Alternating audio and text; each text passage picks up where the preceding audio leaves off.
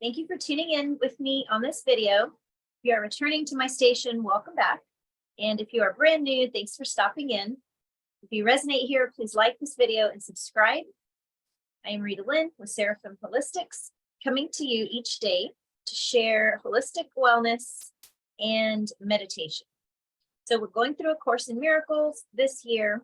This is a daily practice for our self-care routine. And we want to return to this meditation again. And if you want to see the words, you can find that link below. The Foundation for Inner Peace has published this and has offered it to be shared with permission. So let's get into the lesson.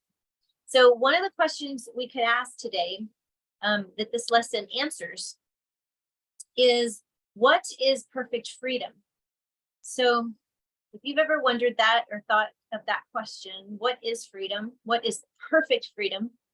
Then let's see what today's lesson might have for you as an answer. Lesson 196. It can be but myself I crucify. When this is firmly understood and kept in full awareness, you will not attempt to harm yourself, nor make your body slave to vengeance. You will not attack yourself, and you will realize that to attack another is but to attack yourself. You will be free of the insane belief that to attack a brother saves yourself. And you will understand his safety is your own. And in his healing, you are healed.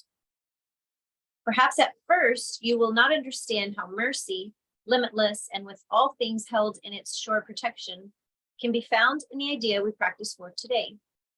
It may, in fact, appear to be a sign that punishment can never be escaped because the ego, under what it sees as threat, is quick to cite the truth, to save its lies.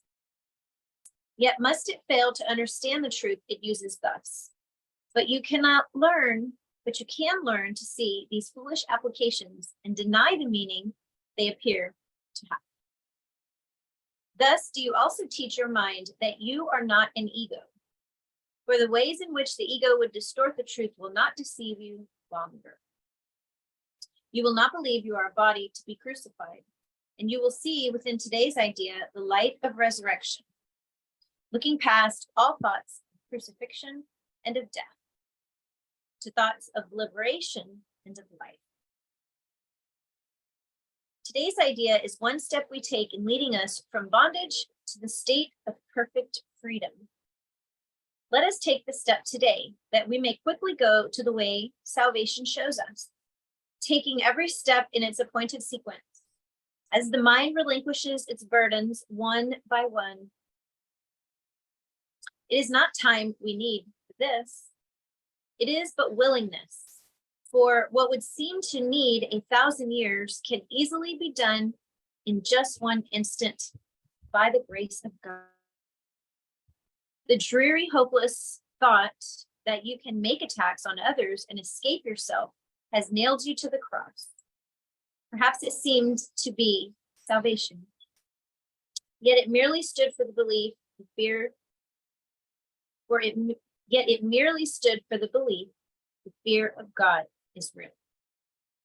And what is that but hell? Who could believe his father is his deadly enemy, separate from him, and waiting to destroy his life and blot him from the universe, without the fear of hell upon his heart? Such is the form of madness you believe. If you accept the fearful thought, you can attack another and be free yourself. Until this form is changed, there is no hope. Until you see that this, at least, must be entirely impossible, how could there be escape? The fear of God is real to anyone who thinks this thought is true. He will not perceive its foolishness or even see that it is there, so that it would be possible to question it. To question it at all, its form must first be changed, at least as much as will permit fear of retaliation to abate, and the responsibility returned to some extent to you. From there, you can at least consider if you want to go along this painful path. Until this shift has been accomplished, you cannot perceive that it is but your thoughts that bring you fear. And your deliverance depends on you. Our next steps will be easy if you take this one today. From there, we go ahead quite rapidly. For once you understand, it is impossible that you be hurt except by your own thoughts. The fear of God must disappear. You cannot then believe that fear is caused without. And God, whom you had thought to banish, can be welcomed back within the holy mind he never left. Salvation's song can certainly be heard in the idea we practice for today. If it can but be you, you crucify, you did not hurt the world and need not fear its vengeance and pursuit. Nor need you hide in terror from the deadly fear of God, projection hides behind. The thing you dread the most is your salvation. You are strong, and it is strength you want. And you are free and glad of freedom. You have sought to be both weak and bound, because you feared your strength and freedom. Yet salvation lies in them.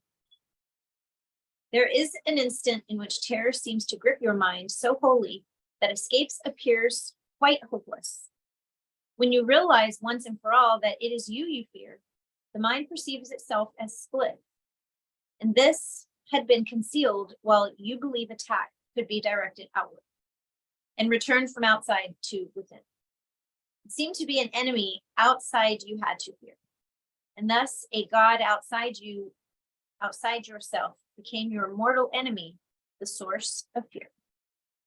Now, for an instant, is a murderer perceived within you, eager for your death, intent on plotting punishment for you until the time when it can kill at last. Yet in this instant is the time as well in which salvation comes. For fear of God has disappeared, and you can call on him to save you from illusions by his love, calling him Father and yourself his Son. Pray that the instant may be soon, today. Step back from fear and make advance to love. There is no thought of God that does not go with you to help you reach that instant and to go beyond it quickly, surely and forever. When the fear of God is gone, there are no obstacles that will remain between you and the holy peace of God. How kind and merciful is the idea we practice. Give it welcome, as you should, for it is your release. It is indeed, but you, your mind, can try to crucify. Yet your redemption too will come to you. Amen. Thanks again for being here and for starting your self-care practice. And if you're looking for me at the center, you can find my website below, seraphimholistics.com. And I love you and I look forward to seeing you tomorrow in the next lesson. Bye-bye for now.